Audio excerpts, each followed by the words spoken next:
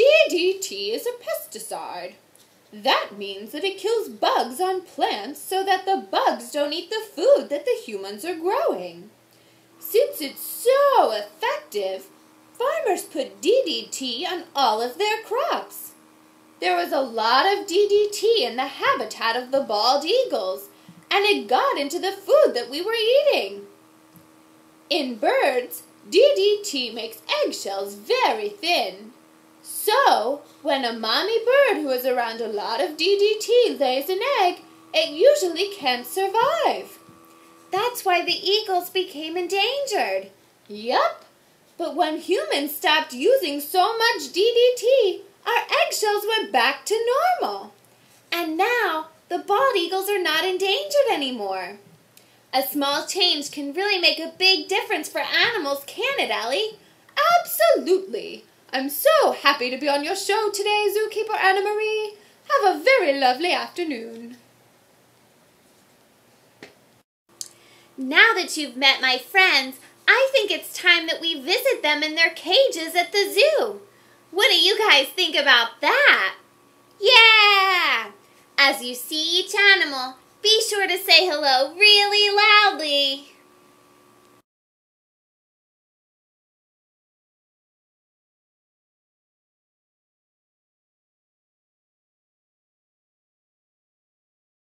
Now that you've seen the types of places that my animal friends are living, I have a job for all of you.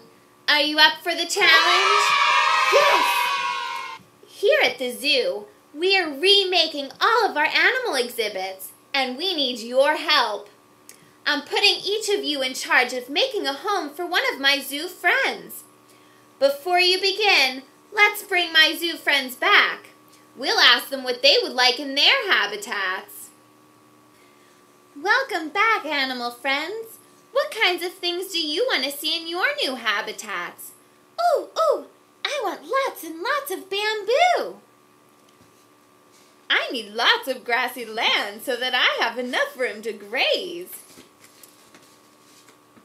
That's because you're so big. You better not be calling me fat. We know you're not fat, Bonnie. But bigger animals that move around a lot do need a lot of room to be happy. Yeah, I want a lot of space too so that I can run around. I also like some toys to play with. You know, we tigers do more than take cat naps. What about you, Ellie? I need lots of trees so that I have places to perch. I'd also like a lot of room so that I can spread my wings and fly. I can't fly, but I sure love to swim. I want a deep, long pool that I can swim and dive in all day long. And it better be clean. Polluted water makes my fur so dirty that I can't even get it cleaned. I sure don't want to lose my good looks. Ha ha ha. None of us want that to happen, Ollie. Okay. Now that you know a little bit about what my zoo friends went in their new habitats, it's time for you to make one of them a habitat. You can make a habitat for Ollie the otter, Bonnie the bison, Timmy the tiger, Ellie the eagle, or Penny the panda. Remember the types of places these animals live in the wild. Think about the size of the land the animals need and the types of food that the animals like to eat. And don't forget to include the fun things for my animal friends to play with. Using construction paper, scissors, glue, markers, and clay, create the perfect home for one of my zoo friends. Remember, be creative.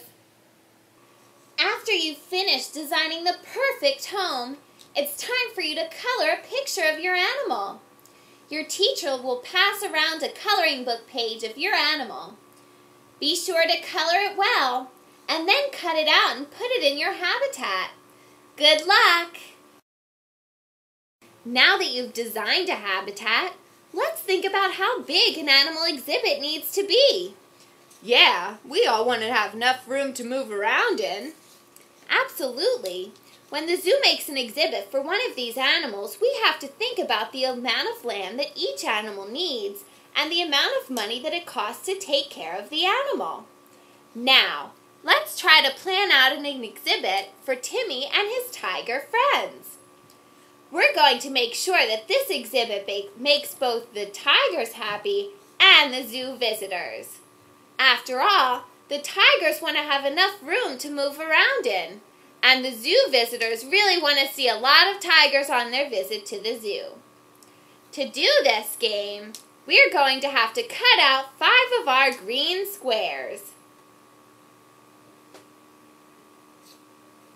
These squares will be the land that the tigers can live on. Next, we're going to cut out 10 tigers from our worksheet. Now for the rules. Every tiger must live on a block of land. Each block of land can either hold 1 or 2 tigers. If there's only 1 tiger, it will have a lot more room to run around in.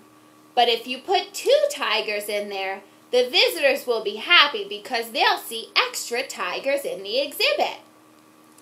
But here's the catch. Each land square costs $5 and each tiger costs $10. You only have $80 to spend. You can have money left over, and you can also have tigers and extra land left over, but you can't use any more than the $80 you are given. Remember, you can have either 1 or 2 tigers living on every square. You have 5 possible squares to work with and 10 possible tigers to use. Now it's time to arrange all of your squares with the tigers on top of them so that you can make your very own tiger exhibit at the zoo. Hello again. How did your exhibit planning go? How many squares and tigers did you include?